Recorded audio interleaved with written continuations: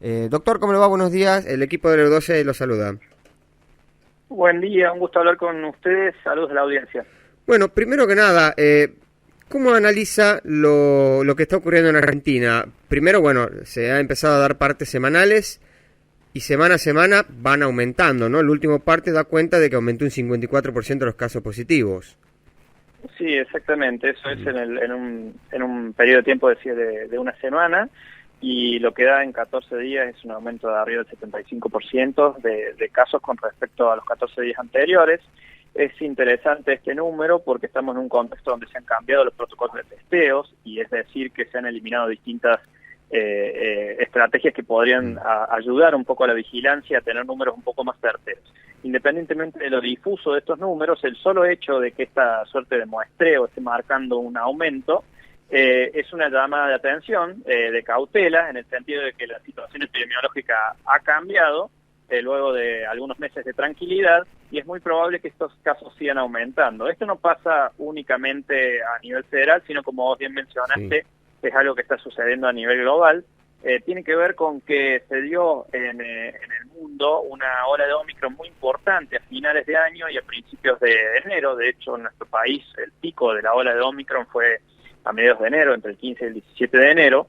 Esto ya son 4 meses de distancia. En ese periodo ha sucedido un fenómeno conocido de la pandemia que se llama inmunidad menguante, es decir, que aquellas personas que se infectaron y tuvieron algún nivel que fue un buen porcentaje de la población argentina, y tuvo algún nivel de protección temporal por esas infecciones naturales, va perdiendo esa protección. Lo mismo sucede con el tema de las aplicaciones de vacunas. Esa época de fin de año, inicios de año, fue el periodo donde más aplicaciones hubo para completar esquemas y dosis de refuerzo. Es decir, que con el tiempo eso va bajando esos niveles de protección, y al menos son permisivos para las infecciones. De todos modos, tenemos que decir de que el aparato sanitario sigue en una situación de contexto muy favorable. Tenemos muy baja ocupación de camas y un número de fallecimientos muy bajo. Siempre hay un periodo de ventana entre el aumento de casos y la presión en el sistema sanitario, pero aunque estamos viendo que las versiones del virus que estarían impulsando esta potencial nueva ola difieren de las que conocimos en enero. Sin embargo, los desarrollos vacunales que se están aplicando en nuestro país, y principalmente los esquemas completos de dosis de refuerzo recientes, nos siguen dando una buena cobertura a nivel de efectividad frente a casos severos, hospitalizaciones y muertes. Bien. Ahora, lo escuchaba con esto que decía de la inmunidad menguante. Por ejemplo, una persona que se aplicó las 2 dosis a principios de este año o a finales del año pasado y dice, bueno, la pandemia ya pasó, no voy a ir por la tercera.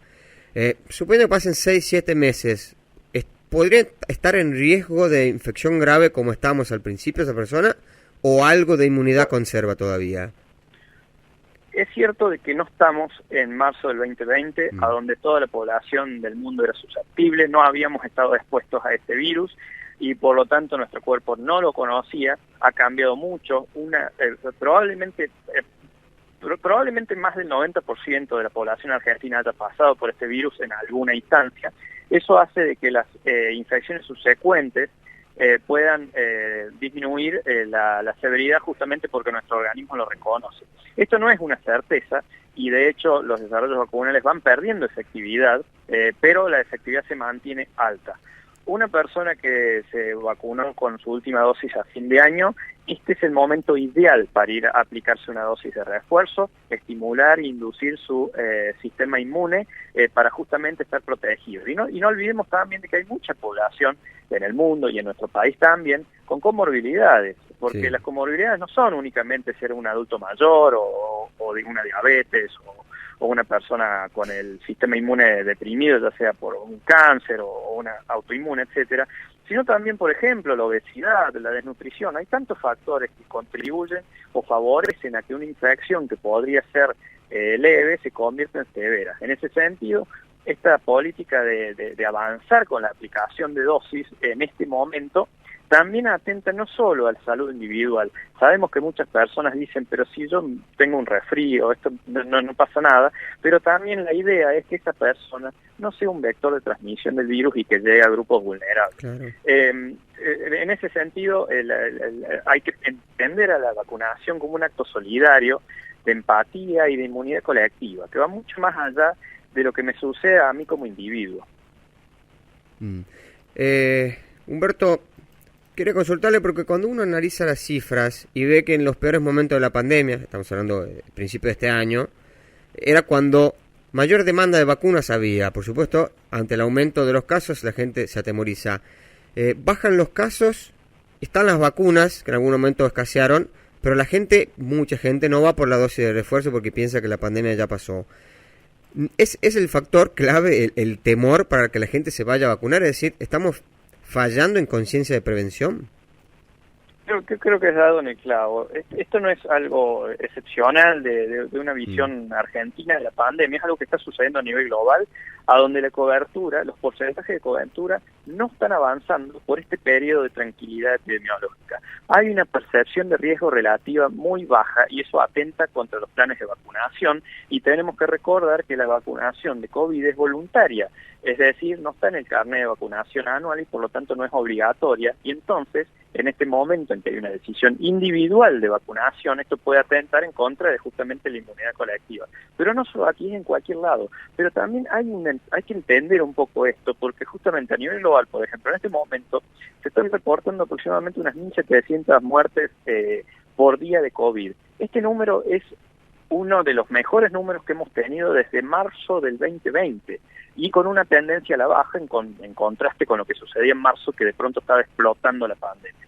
Eso hace que justamente que las personas tengan una percepción de riesgo relativa muy baja, que es cierto porque es genuina, porque la tasa de letalidad ha disminuido muchísimo gracias a las grandes campañas de vacunación, pero de nuevo, los fallecimientos suceden, las hospitalizaciones suceden, hay otros eventos que también de los cuales nos tenemos que proteger, que todavía no están muy claros, que tienen que ver con lo que se le llama long COVID, o son personas que han tenido casos o severos o leves, y que a largo plazo tienen algún problema de salud que todavía estamos estudiando, algunas cosas con problemas cardíacos, algunos problemas de concentración a nivel neurológico, etcétera. Es decir, también evitar algunos potenciales trastornos que pudiéramos tener por una infección, más allá de que sea una infección leve. Tampoco hay algo que no sabemos, si esta exposición continua a nuevas infecciones realmente no nos va a atentar a mediano plazo en la salud. En ese contexto, creo que son numerosas las razones para tratar de seguirnos cuidando, justamente en un contexto en el cual en buena parte del país empiezan a disminuir un poco la temperatura.